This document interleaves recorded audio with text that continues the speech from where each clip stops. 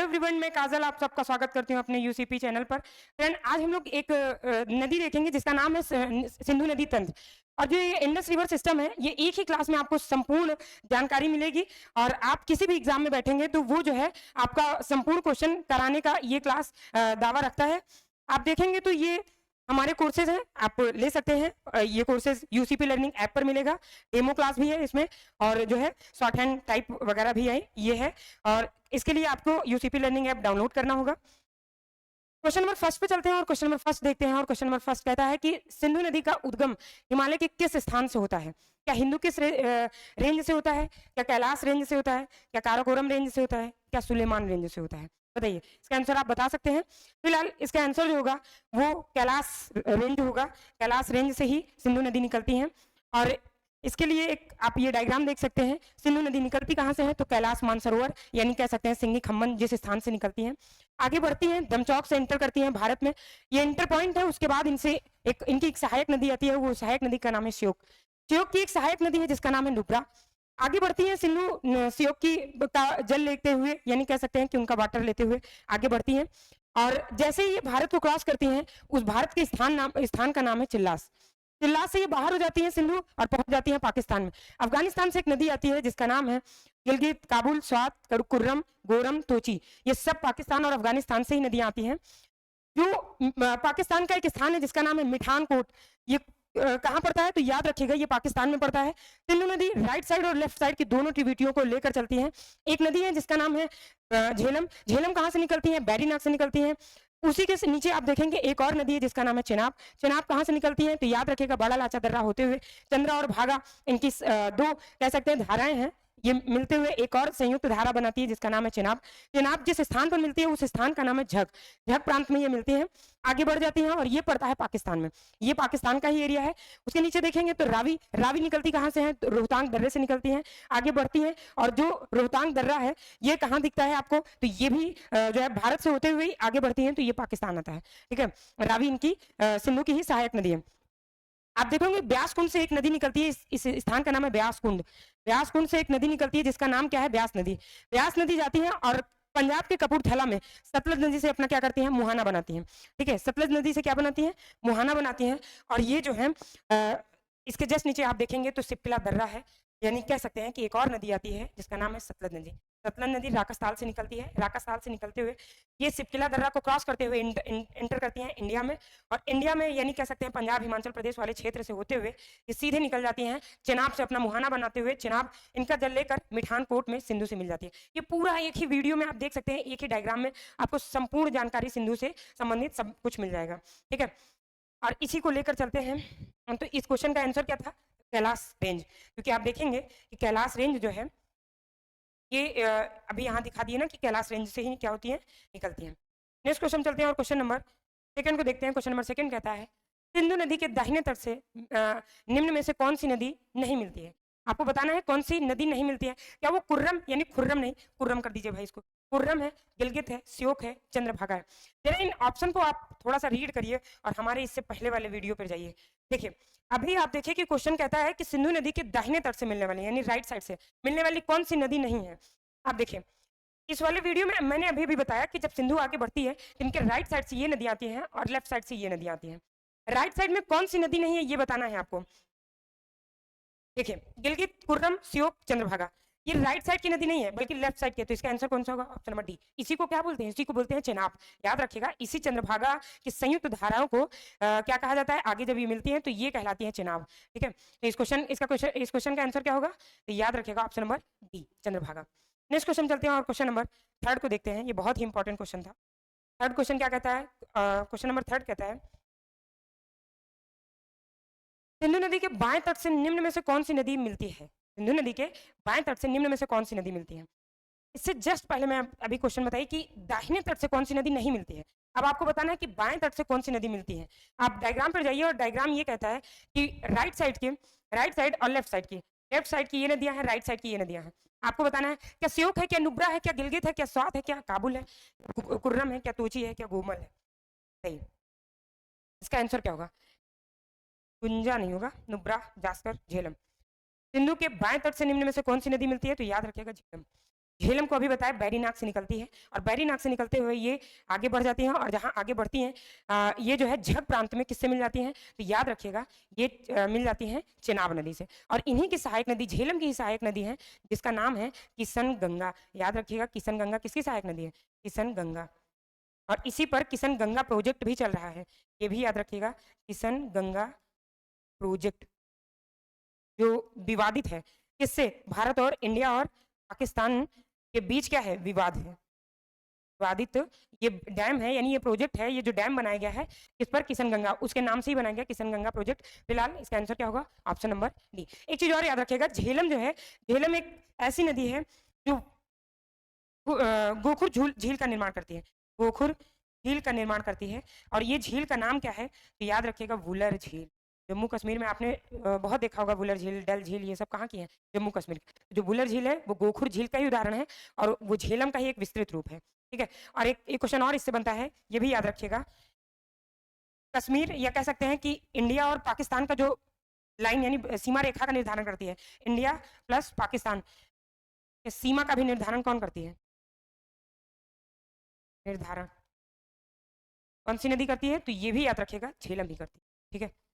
श्रीनगर इसी के किनारे स्थित है। नेक्स्ट क्वेश्चन चलते हैं, और क्वेश्चन नंबर 4 को देखते हैं। क्वेश्चन नंबर 4 कहता है, सिंधु नदी की सहायक नदियां पाकिस्तान के किस स्थान पर अपना जल गिराती हैं, बताइए। सिंधु नदी की सहायक नदियां पाकिस्तान के किस स्थान पर अपना जल गिराती हैं, क्या इस्लामाबाद में, क्या गिलगित में, क्या कराची में, क्या मिठानकोट। अभी जस्ट वीडियो अगर आपने ध्यान से देखा होगा, मैंने अभी अभी बताया कि जो है सिंधु नदी जब सिंगी खम्बन से निकलती है, यानी कैलाश मानसरोवर से निकलती है, तो अपना मुहाना कहाँ बनाती है, यानी कह सकते हैं अरब सागर में यह अपना जल गिरा देती है। तो इस क्वेश्चन का आंसर जो होगा, क्वेश्चन का आंसर होगा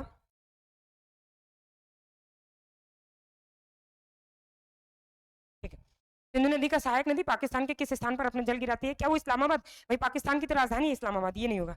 गिलगित, कराची, मिठानकोट। कराची इनकी इकोनॉमी सिटी है, जैसे आपको पता होगा कि इंडिया की जो आर्थिक राजधानी कहलाती है वो कौन सी है, तो मुंबई है। वैसे इनका एक महत्वपूर्ण स्थान है कराची, ठीक है। कराची हो सकता है, नहीं, बिल्कुल नहीं। गिलगित हो सकता है, नहीं। गिलगित क्यों नहीं हो सकता, क्योंकि गिलगित जो है ये पीओके वाले क्षेत्र में आता है। इस्लामाबाद इनकी राजधानी, ये भी नहीं होगा, ये भी नहीं होगा, ऑप्शन नंबर डी होगा। अभी हम आपको मैप में दिखाए थे, ऑप्शन नंबर डी पर देखेंगे आप, तो आपको पता होगा कि मिठानकोट में ही सारी सहायक नदियां मिलती हैं, और कहाँ मुहाना अपना बना देती हैं, तो अरब सागर में बनाती हैं, ठीक है। क्वेश्चन नंबर 6 को देखते हैं। क्वेश्चन नंबर 6 कहता है, सिंधु की सबसे बड़ी सहायक नदियां जो कि हिमाचल प्रदेश से निकलती हैं, वह किन दो धाराओं में सम्मिलित होती है। अभी भी जस्ट मैंने बताया था कि एक धारा जिसका नाम है चंद्रा, और एक धारा जिसका नाम है भागा। यहाँ पर एक बड़ा लाचा दर्रा पड़ता है, उसी बड़े लाचा दर्रा से ही ये होकर गुजरती हैं, और जब ये मिलती हैं तो ये जो है एक संयुक्त धारा बनाती है, इसका नाम क्या है, चेनाब। चेनाब नाम से ये कहलाती हैं। तो चंद्रा और भागा से मिलती हैं, चंद्रा और भागा, ठीक है। चेनाब, तो आप बताइए क्या वो चंद्रभागा है, क्या तुंगभद्रा है। तुंगभद्रा से ही जो है तुंगा और भद्रा से मिलकर बनती है तुंगभद्रा, जो कृष्णा की सहायक नदी है। तुंगा और भद्रा ये भी दो धाराएं हैं, इनसे मिलकर क्या बनती है, तुंगभद्रा। शंख, ये आप कह सकते हैं कि ये ब्राह्मणी और जो है छोटा नागपुर पठार साइड दिखेंगे, तो वहां पे ये नहीं होगा, मतलब ये हम लोग तो हिमालय की नदियों पढ़े हैं। पार्वती, पार्वती भी नहीं होगा, ऑप्शन नंबर बी होगा। राइट आंसर कौन सा होगा, ऑप्शन नंबर बी, जिसका नाम क्या है, चंद्रभागा नदी, ठीक है। नेक्स्ट क्वेश्चन चलते हैं, और क्वेश्चन नंबर 7 को देखते हैं। क्वेश्चन नंबर 7 कहता है, भारत पाकिस्तान सीमा का निर्धारण निम्न में से कौन सी नदी करती है। भारत पाकिस्तान की सीमा का निर्धारण निम्न में से कौन सी नदी करती है। क्या वो चेनाब नदी करती है, क्या वो रावी नदी करती है, क्या वो झेलम नदी करती है, क्या वो सिंधु नदी करती है, बताइए। भारत और पाकिस्तान की सीमा का निर्धारण कौन करती है। इससे जस्ट अभी पहले मैंने ये क्वेश्चन, ये देखिए लिखा है, इंडिया और पाकिस्तान की सीमा का निर्धारण कौन सी नदी करती है, तो अभी भी जस्ट बताया झेलम। झेलम गोखुर झील का निर्माण करती है, उस झील का नाम क्या है, वुलर झील, ठीक है। तो इसका नाम क्या होगा, झेलम नदी का उद्गम, अच्छा ये झेलम नदी का उद्गम पूछा जाए तो बैरीनाग है, बैरीनाग से झेलम नदी निकलती है, और बैरीनाग शेषनाग सब वहीं पड़ता है, नागिन झील इनमें से कोई नहीं। तो याद रखिएगा ऑप्शन नंबर ए होगा, बैरीनाग। तो भारत और पाकिस्तान की सीमा का निर्धारण कौन करती है, तो याद रखिएगा झेलम नदी करती है। झेलम नदी ही क्या करती है, ये भी याद रखिएगा कि झेलम नदी भारत और पाकिस्तान का क्या करती है, सीमा का निर्धारण के साथ साथ वुलर झील का निर्माण भी करती है। गोखुर झील होते हैं, वुलर झील का मतलब क्या होता है, देखिए, यानी सॉरी गोखुर झील का मतलब क्या होता है, मान लीजिए ये नदी जा रही है, और इनका कुछ दायरा ऐसा है, कुछ आकृति ऐसे बनाती है, धीरे धीरे पानी का बहाव लाइन मतलब रास्ता अपना बदल देती है, और ये जो धारा अभी तक इधर से घूम के जा रहा था, अब ये धारा कहाँ से हो गया, ऐसे। तो ये यहाँ पे पानी स्टोर हो जाता है, और ये जो स्टोर वाला पानी है, संयुक्त धारा तो यहाँ से आ गई, संयुक्त धारा तो ये हो गई। अब नदी अपना रास्ता ये बना ली, और जो अभी तक ये वाला रास्ता था ये ऐसे हो गया, इसी को कहते हैं गोखुर झील। अपना रास्ता ही चेंज कर लेती है, तो उसे क्या कहा जाता है, गोखुर झील। ठीक है, नेक्स्ट क्वेश्चन चलते हैं, क्वेश्चन नंबर 8 को देखते हैं। क्वेश्चन नंबर 8 क्या कहता है, सिंधु जल समझौता किन दो देशों के बीच हुआ है। सिंधु जल समझौता किन दो देशों के बीच हुआ है, बहुत इंपॉर्टेंट क्वेश्चन है, याद रखिएगा। बात है 1960 की, बात कौन सी है, 1960 की है। 1960 में भारत और पाकिस्तान के बीच काफी ज्यादा विवाद था, पाकिस्तान और भारत के बीच क्या था, विवाद था। जब विवाद हो रहा था तो उस समय वर्ल्ड बैंक ने अपनी क्या दी, दस्तक दी। वर्ल्ड बैंक साथ देता है और कहता है कि भाई चलो नदियों का क्या किया जाए, नदियों का बंटवारा किया जाता है। और जो नदियों का बंटवारा वर्ल्ड बैंक के निर्देश में किया गया, वो 80 और 20 का एवरेज दिया गया, 80% और 20% का कॉन्सेप्ट दिया गया। बताया ये गया कि जो ऊपर की 3 नदियां हैं, मैं इसी में दिखा देती हूँ। 1960 में ये बताया गया कि सिंधु की जो ऊपर की यानी झेलम, झेलम के साथ चेनाब और चेनाब के साथ रावी, ये 3 नदियों का 80% पानी पाकिस्तान यूज करेगा और 20% पानी भारत यूज करेगा। ये बात है 1960 की। झेलम, चेनाब, रावी तो 80% पानी कौन यूज कर रहा है, तो याद रखिएगा 80% और 20% का कॉन्सेप्ट दिया गया, ये पाकिस्तान यूज करेगा। ठीक है, अब 20% कौन यूज करेगा, 20% इंडिया यूज करेगा, याद रखिएगा। जबकि नीचे की यानी ब्यास, रावी, ओ सॉरी,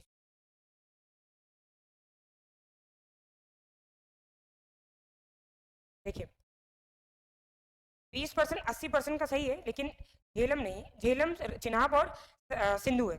झेलम, चिनाब और कौन सी है, सिंधु है। ये जो 3 नदियां हैं, इनका पानी कौन यूज कर रहा है, याद रखिएगा इनका पानी 80% पानी पाकिस्तान का, 80% पानी पाकिस्तान, 80% पाकिस्तान, 20% भारत का भी 20% पानी इंडिया यूज करेगा, और इनका भी सेम वही 20% इंडिया यूज करेगा। जबकि आप देखेंगे कि रावी, ब्यास और सतलज, इन तीनों नदियों का 20% पानी पाकिस्तान यूज करेगा। ये पाकिस्तान, ये पाकिस्तान है, और ये क्या है, ये इंडिया का है, यहाँ इंडिया आ गया। और इसमें भी देखेंगे तो यहाँ पे 20% पाकिस्तान और 80% पानी किसका है, इंडिया का है। ठीक है, 80 और 20 का कॉन्सेप्ट दिया गया था। तो ऊपर की 3 नदियां यानी सिंधु, झेलम, चेनाब, इन तीनों नदियों का क्या है, इन तीनों नदियों का पानी जो है 20%, 20% भारत यूज करेगा और 80% कौन यूज करेगा, पाकिस्तान।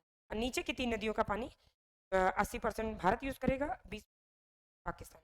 ठीक है, आपका बोर्ड में साफ कर देती हूँ, वरना समझ में आ गया होगा, मुझे लगता है कि आपको समझ में। नेक्स्ट क्वेश्चन चलते हैं, और क्वेश्चन नंबर, सीमा का निर्धारण कौन करता है, बता दिए।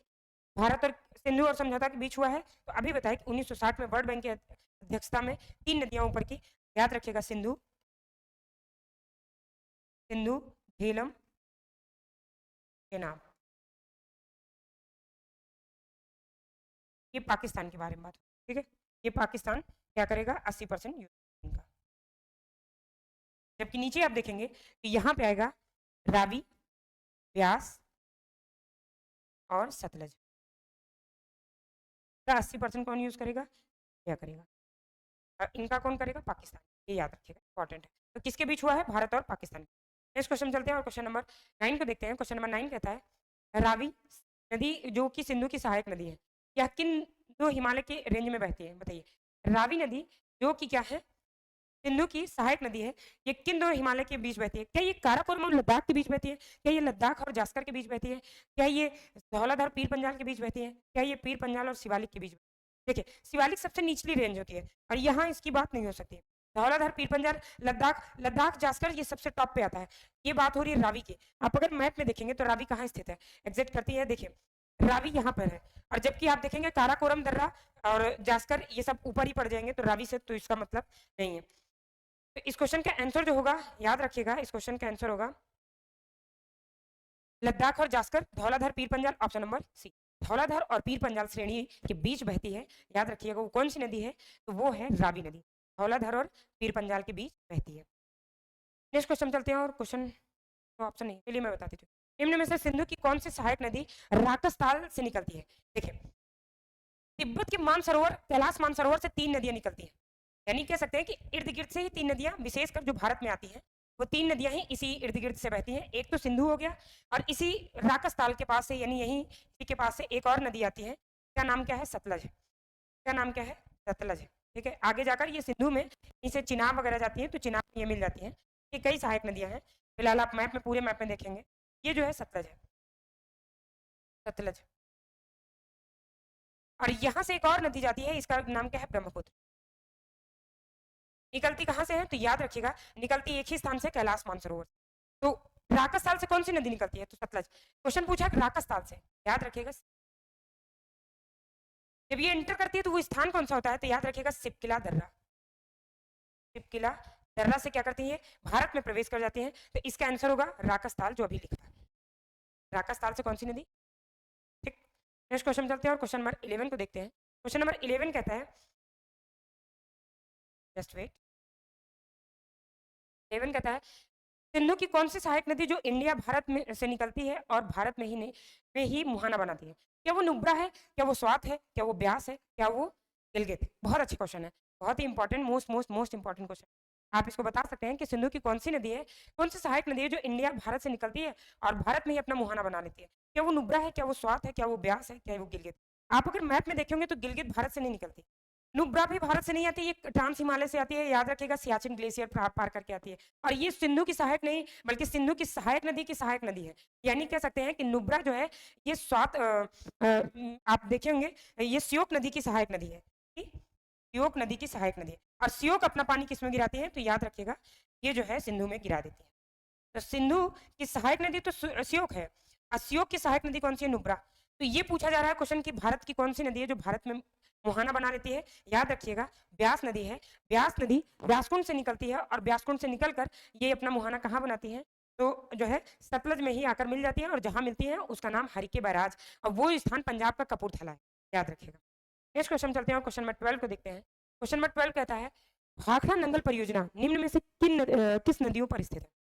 बताइए, भाखड़ा नंगल परियोजना निम्न में से किस नदियों पर स्थित है? अगर आपको ये वीडियो जो है, इसको, इस क्वेश्चन को करना है, तो वीडियो को पॉज करेंगे, उसके बाद फिर क्या करेंगे? टिक करेंगे, मतलब आप अपने हिसाब से अपना आंसर सोचेंगे, उसके बाद फिर इसको चालू कर देंगे, फिर से आपको आंसर मिल जाएगा। भाखड़ा नंगल परियोजना निम्न में से किन नदियों पर स्थित है? क्या वो रावी नदी पर स्थित है? क्या वो झेलम नदी पर है? क्या वो सतलज नदी पर है? क्या वो चेनाब नदी पर?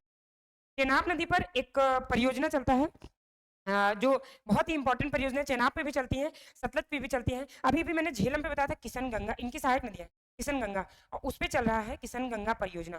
ठीक है, किशन गंगा परियोजना। रतले डैम भी स्थित है सतलज, सतलज पर एक बहुत इंपॉर्टेंट है, जिसका नाम क्या है? भाखड़ा नंगल। अच्छा, लिखा हुआ है भाखड़ा नंगल, भाखड़ा नंगल। ये कहाँ से स्थित है? तो याद रखिएगा, भाखड़ा नंगल है। ठीक है, भाखड़ा नंगल कहाँ स्थित है? सतलज पे। चेनाब पर बहुत इंपॉर्टेंट डैम है, सलाल, दुलहस्ती, सलाल, दुलहस्ती, रतले, ये सब किस पे स्थित है? तो ये चेनाब पर है। रावी पर याद रखिएगा, थीन, थीन जो है वो स्थित है। पोंग जो है वो ब्यास पर है। सलाल, दुलहस्ती लिखना चाहते हैं तो आप लिख सकते हैं, सलाल परियोजना, हस्ती परियोजना, ये सब किस पे चल रही है? रतले परियोजना, याद रखिएगा, चेनाब पर स्थित। ठीक है, तो इसका आंसर होगा option number C. Next question चलते हैं और क्वेश्चन नंबर 13 को देखते हैं। क्या आ गया क्वेश्चन? रतले, रटले नहीं है, रतले परियोजना। रतले परियोजना, रतले तथा पाकल दिल, टाइपिंग मिस्टेक है, पाक तो डुल भी कहते हैं। परियोजना किस नदी पर चल रहा है? चेनाब पर चल रहा है, सिंधु पर चल रहा है, ब्यास पे चल रहा है, सतलज पर चल रहा है। याद रखिएगा, अभी अभी जस्ट बताया चेनाब पर है, ब्यास पे अभी बताया, सिंधु पर, सिंधु की कई नदियां, सिंधु पर कई डैम चल रहे हैं जो भारत और पाकिस्तान के बीच विवादित भी हैं, और जहां से उद्गम होता है वहां पे चाइना भी अपना कुछ डैम वगैरह लगा रहा है, जिसपे काफी ज्यादा भारत विरोध भी करता है।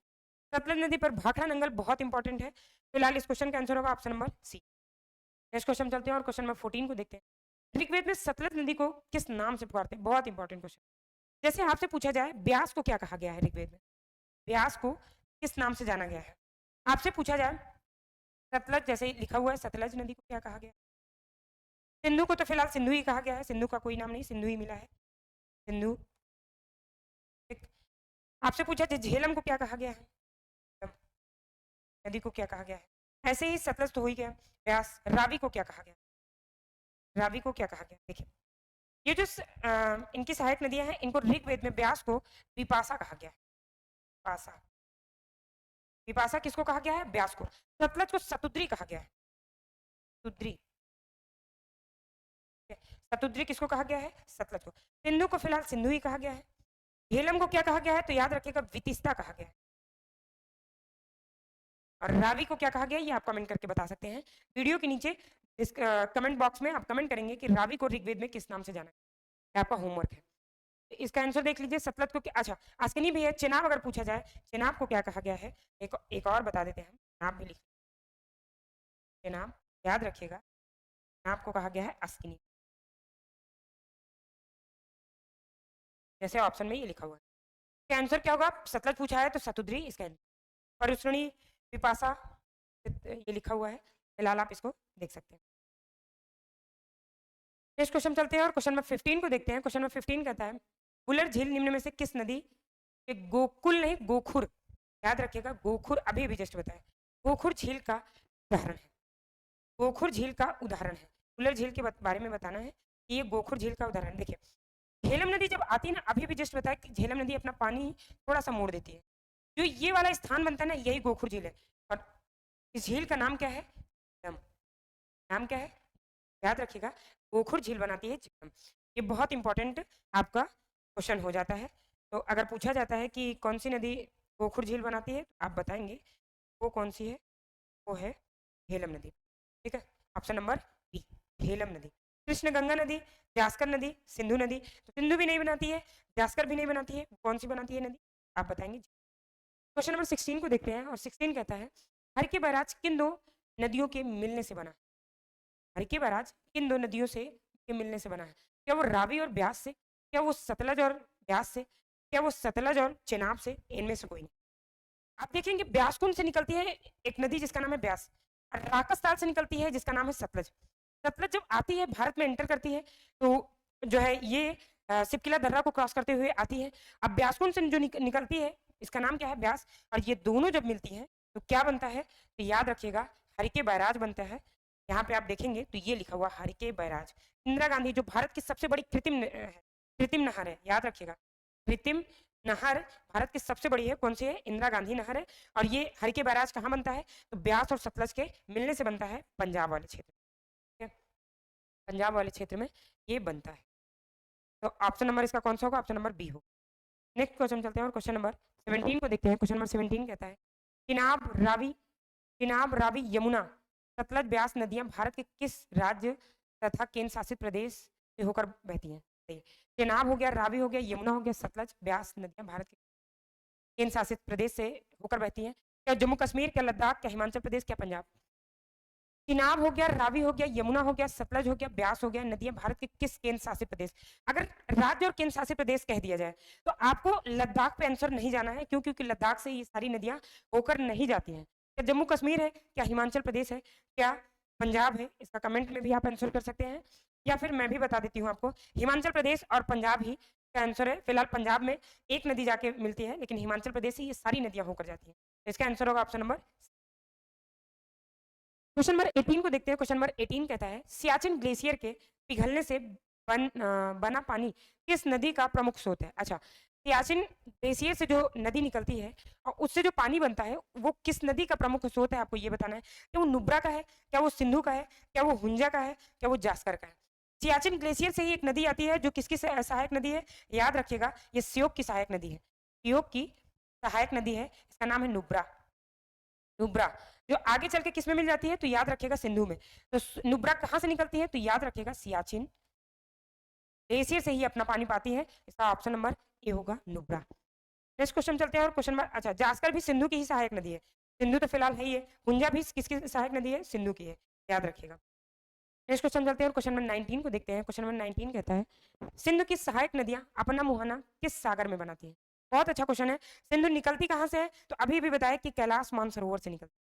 और जब कैलाश मानसरोवर से निकलती हैं अपनी सारी ट्रिब्यूटरियों को आगे लेते हुए जाती हैं, अब पाकिस्तान के मिठानकोट में सब मिल जाती हैं और ये सीधे निकल जाती है कहाँ पर? अरब सागर में। याद रखिएगा वो स्थान कौन सा है? वो है अरब सागर। ना ही पीला सागर है, ना हिंद महासागर है, ना बंगाल की खाड़ी है। ऑप्शन नंबर कौन सा है? बी है, अरब सागर। ठीक है, नेक्स्ट क्वेश्चन चलते हैं और क्वेश्चन नंबर 20 को देखते हैं। क्वेश्चन नंबर 20 कहता है निम्न में से किस नदी का उद्गम स्थल भारत में नहीं है? निम्न में से किस नदी का उद्गम स्थल भारत में नहीं है? क्या झेलम है, क्या चेनाब है, क्या सतलज है, क्या रावी है? अगर बात किया जाए कि भारत में नहीं है, झेलम आप देखें अभी भी जस्ट मैप में अगर देखे थे तो ये निकलती कहाँ से है, तो बैरीनाग से निकलती, ठीक है, जो जम्मू कश्मीर वाला ही क्षेत्र है। आप देखेंगे चिनाब चंद्रभागा नदी हिमाचल प्रदेश को ही क्रॉस करते हुए आती है। रावी निकलती कहाँ से है, रावी भी रोहतांग दर्रा व्यासकुंड से निकलती है, व्यास। जबकि सतलज नदी जो है ये कहाँ से आती है, तो कैलाश मानसरोवर से ही आती है, यानी इसी वाले बेल्ट से ही जो है सतलज नदी भी निकलती है। वो जो है भारत में जो है उद्गम नहीं होता इनका भारत में, ये जो है भारत में बहते हुए आती है। इसका आंसर कौन सा होगा, ऑप्शन नंबर, इनका उद्गम भारत में नहीं है, इसका सतलज का। चेनाब, चेनाब भारत की है, झेलम भी है, रावी भी है। नेक्स्ट क्वेश्चन चलते हैं और क्वेश्चन नंबर देखते हैं 21 को। निम्न में से कौन सी नदियां हिमालय पार यानी ट्रांस हिमालय नदियां हैं, बताइए कौन सी ऐसी नदी है जो ट्रांस हिमालय से आई है, यानी कह सकते हैं हिमालय उस पार से आई है। आप बता सकते हैं, ये आपके प्रीवियस ईयर क्वेश्चन पे बेस्ड है सारे क्वेश्चन। तो हिमालय के ट्रांस हिमालय से आई, क्या झेलम नदी है, क्या सतलज नदी है, क्या गंगा नदी है, क्या रावी नदी है? रावी नदी नहीं है भाई, गंगा नदी भी नहीं हो सकती, क्यों, क्योंकि गंगोत्री से निकलती है और जो कि हिमालय का ही एक अंग है और ये भारत में ही है। झेलम नदी भी नहीं भाई, ये बैरीनाग से निकलती है, ये कश्मीर वाले ही क्षेत्र से। ऑप्शन होगा ऑप्शन नंबर, ये कहाँ से निकलती है, तो राकस ताल से निकलती है। और जो ये राकस ताल पड़ता है, ये पड़ता है राकस ताल कैलाश मानसरोवर इन ट्रांस हिमालय ही क्षेत्र पड़ता है कैलाश मानसरोवर। तो इसका राइट आंसर होगा ऑप्शन नंबर। ठीक है फ्रेंड्स, मिलते हैं फिर कुछ अलग टॉपिक के साथ, यानी कह सकते हैं नदियों के इस सेगमेंट को आगे बढ़ाते हुए कुछ और वीडियो के साथ। जय हिंद, जय भारत।